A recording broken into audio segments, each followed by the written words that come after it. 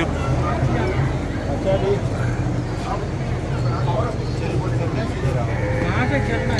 जी, महाराज जी 2 minute. हाँ बोलो। महाराज जी अभी जनप्रतिनिधि आए थे, कुछ हॉट डॉग भी हुई है, क्या नहीं, वो हमने ये कहा, हमसे यहाँ मेरठ में पत्रकारों ने पूछा कि लव जिहाद की बात आप बताइए।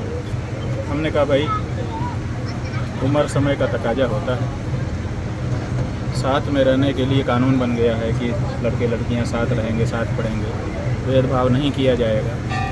तो इन सब परिस्थितियों में जब साथ में उठेंगे बैठेंगे तो प्रेम मोहब्बत हो जाती है।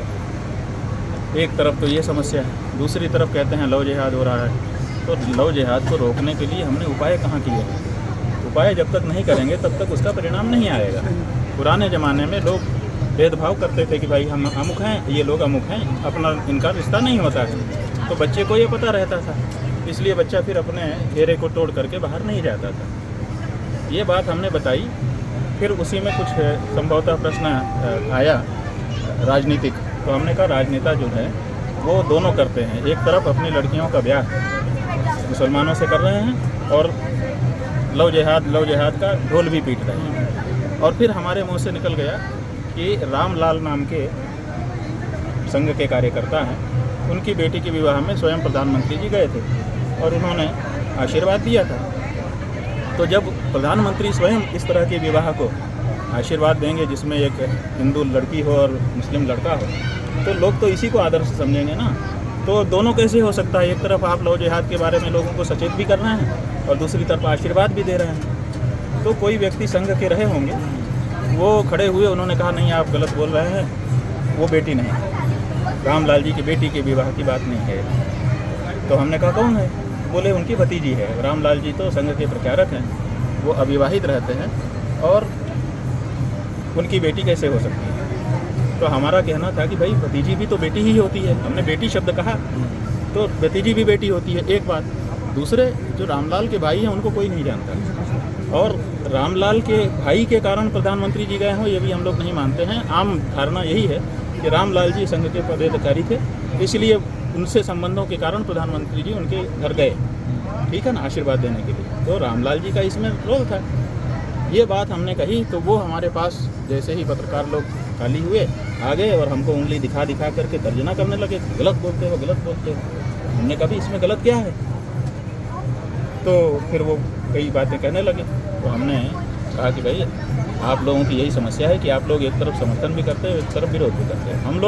हम लोग ये नहीं करना चाहते। हम लोग चाहते हैं कि अगर विरोध करना है तो हम विरोध करें, फिर समर्थन न करें, और समर्थन करना है तो फिर विरोध न करें। दोनों के पक्ष में तर्क हैं, विपक्ष में भी तर्क हैं। ये तो जिस तरफ समाज को नेता ले जाना चाहेगा वैसे तर्क स्थापित करके ले जा सकता है।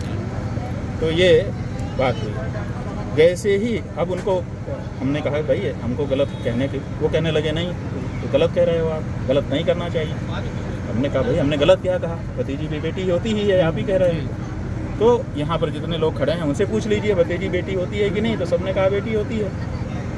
इतने में कोई सांसद आ गए, भीड़ थी बहुत, तो लोगों ने कहा ये सांसद जी हैं। तो क्योंकि प्रकरण संघ वाला चल रहा था और एकदम बस 1 सेकंड ही हुए होंगे उनका हटना, और कुछ ही क्षण बीते थे और वो आ गए। तो हमने कहा भाई ये भी संघ ही के हैं, अगर संघ के हैं तो फिर इनके साथ भी वही बात। तो वो बहुत तेज में आ गए और आ करके कहने लगे तुम सन्यासी नहीं हो, तुम ये नहीं हो, तुम ये नहीं हो। हमने कहा भैया हम जो हैं सो वही हैं, आप प्रमाण पत्र देने वाले कोई होते नहीं हो, और हम जो बस सच है वही सच कह रहे हैं। और सच यही है कि आप ही लोग दोनों करते हो। आप एक तरफ समर्थन भी करते हुए दिखाई देते हो, एक तरफ विरोध भी करते हुए दिखाई देते हो, जो कि हम लोगों को समझ में नहीं आता है कि असल में आपका क्या कहना है। तो आप लोग साफ होइए, अगर विरोध करना है तो विरोध करिए, समर्थन करना है तो समर्थन करिए। हम जहाँ तक हमारी बात है, हम सनातन धर्मी लोग, हम भेदभाव मानते हैं इस मामले में, और ऐसा भेदभाव नहीं मानते कि हम किसी को मुसलमान होने के कारण परहेज करें, उससे हम नफरत करें, उसका अनादर करें, ये हम नहीं मानते। लेकिन हम ये मानते हैं कि ब्याह शादी खाना पीना हमारा अपने में होता है, उनका अपने ढंग से होता है। ये इनकी समस्या है, हमने ये कहा। अब आप फिर कह दे रहे हैं, अब चूँकि कहलवा रहे हैं तो कह दे रहे हैं कि राष्ट्रीय स्वयंसेवक संघ के जो मोहन वैद्य जी हैं, उन्होंने वक्तव्य दिया कि हमारे 30,000 स्वयंसेवक उत्तर पूर्व के वो गौ मांस खाते हैं, हम किसी के खाने पीने पर रोक नहीं लगाते हैं। तो जब तुम्हारे सेवक गाय का मांस भी खाएं, मुसलमानों से ब्याह भी करें, तब भी वो हिंदू, और हम उनसे परहेज करें तब भी हम हिंदू, तो दोनों को कैसे बने? तो इसका मतलब कि दो तरह के हिंदू हो रहे हैं। तो भैया हम तो सनातनी के आचार्य हैं और सनातनी के ही आचार्य बने रहना चाहते हैं, और सनातन के अनुसार ही हम ये जो कहते हैं सब में परमात्मा को देखो, किसी का अपमान मत करो, लेकिन अपना जो परंपरा है, संस्कृति है, उसको बनाए रखते हुए आप संस्कृति का संकरीकरण मत करो, ये हम जरूर कहते हैं। तो हम अपनी बात कह रहे हैं और किसी का हमने अपमान नहीं किया। हाँ, ऐसे प्रसंग में वो सांसद जी आए जिस प्रसंग में ये बात पहले ही घट चुकी थी, संघ के व्यक्ति ने उंगली दिखा करके हमको गलत कहा। हमने उससे पूछा कि हम गलत कहाँ हैं बताओ, वो बता नहीं पाया, बस गुस्सा करता था। तो केवल गुस्सा करने से थोड़े होता है, आपको अगर किसी को गलत कहना है तो आपको निरूपण करना होगा कि इस कारण से आप गलत हो। हमारे मुंह से बेटी शब्द निकला कि रामलाल की बेटी, तो हमने उनसे पूछा कि भाई, और सभी से पूछा जो खड़े थे, अभी हम पूछ लेते हैं एक बार, क्यों भाई, भतीजी बेटी होती है कि नहीं होती? बेटी सम्मान तो ये बात बेटी होती है, बेटी समान कहोगे तो व्यवहार बिगड़ जाएगा जी, बेटी ही कहना पड़ता है। और प्रधानमंत्री जी रामलाल के कारण ही गए थे, ऐसी धारणा हम लोगों के मन में है, क्योंकि रामलाल ही पदाधिकारी थे, उनका भाई पदाधिकारी नहीं। तो ये बात है और कोई बात नहीं। ठीक है।